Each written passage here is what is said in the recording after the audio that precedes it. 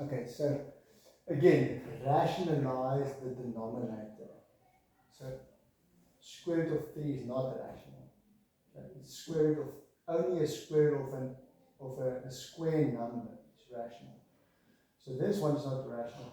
And we want a rational. You always, with any question you do, you will see it on a calculator.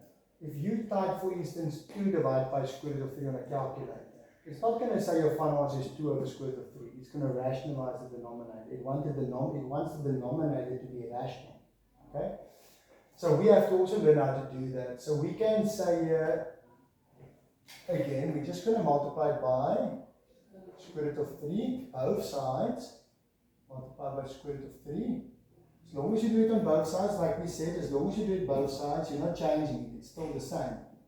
And then you multiply it in, square root of 3 times square root of 3 gives you 3. Square root of 3 times negative 1 gives you negative square root of 3. And then here, square root of 3 times square root of 3 is 3. And then you're done. You rationalize the denominator. Okay? Now let's just look at this one quickly. Again, we can't now multiply square root of 7 by both sides. Because yes, square root of 7 times square root of 7 will work. It's going to be 7, but then you must multiply the square root of 7 with the 1 also. And then you still have a square root at the bottom.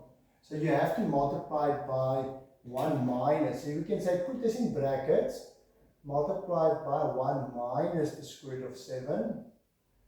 And then this side also multiplied by 1 minus the square root of 7.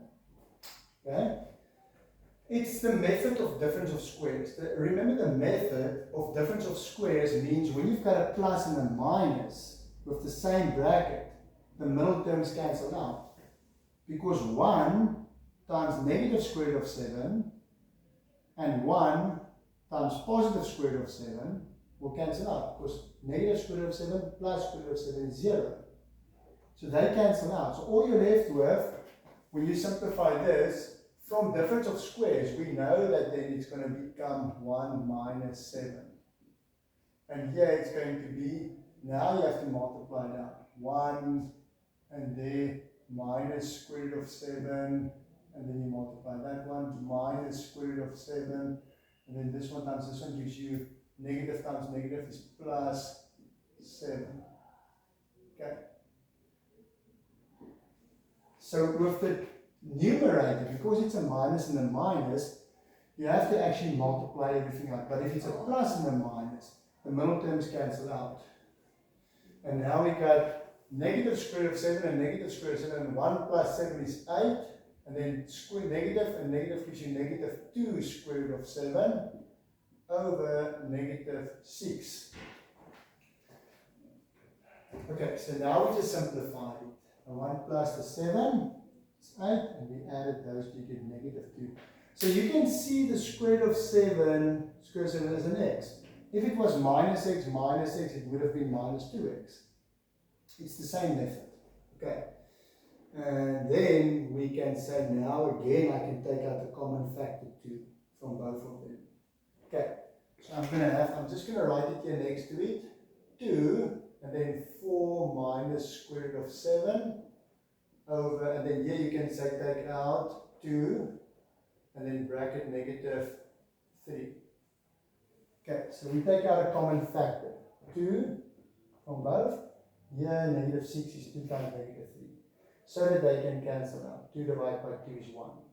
Okay, so you look for a common factor, cancel them out, and then you're left with, you can just write it here.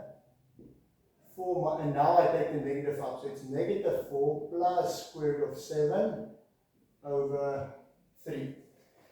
Okay, because this negative, we don't want it to be a square root, we don't want the denominator to be a square root, and we also don't want the denominator to be negative. So that negative that was there, we just took it up and said the 4 becomes negative 4, and the negative square root of 7 becomes plus square root of 7. Just change the signs. What you can also do is you can swap them around. It looks neater when you swap it around, and you put this first. So let's rather put the square root of 7 on this side and put the minus 4 on this side. It's the same answer. It just looks a bit neater. You agree? when I put the plus square root of 7 in the beginning and I put the negative 4 at the back. Okay, and then that's my answer.